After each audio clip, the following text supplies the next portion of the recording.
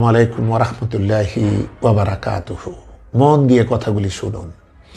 ইংরেজি শিক্ষা হারাম হারাম বলে আমরা হুজুরেরা সাধারণ শিক্ষাটা তুলে দিলাম মুশরিক ও খ্রিস্টানদের হাতে। বিজ্ঞান শিক্ষা হারাম বলে বিজ্ঞান বিভাগ ছেড়ে দিলাম নাস্তিকদের হাতে। টিভি দেখা হারাম ফতোয়া দিয়ে সকল মিডিয়া তুলে দিলাম নগ্নতাবাদী বামরামদের হাতে।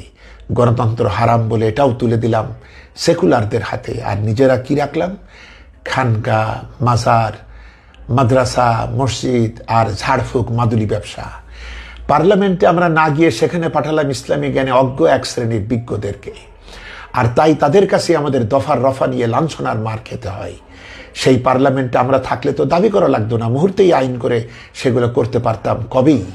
আর আমাদের ইমানের বিবেকের দরজা কবে খুলবে মহোদয়? মনে রাখবেন, কোরআন এসেছে শাসন করার জন্য, শাসিত হতে আসেনি। প্রকৃতি ইসলামের জন্য কি কাজ করেছে আমি আপনি?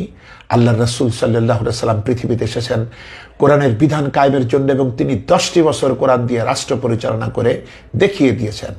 সর্বদাই হকের দাবিদার ডিলার পরান্নভোজী মহোদয়গণ, পারলে নবীজির এই গুরুত্ববহ কাজটি বাংলার জমিনে কায়েম করুন, তবেই তো এদেশে শান্তি ফিরে আসবে। অতএব কোরআনের শাসনের জন্য ভেদাভেদ ভুলে আসুন, ঐক্যবদ্ধ হই, নতুবা দুনিয়া আখেরাত আমাদের বরবাদ হবে আর অধপতনের অতল তলদেশে নিপতিত হবে মানবতা। হে আল্লাহ, মুসলিম উম্মাহকে আপনি ঐক্যবদ্ধতার বোধোদয় দিন।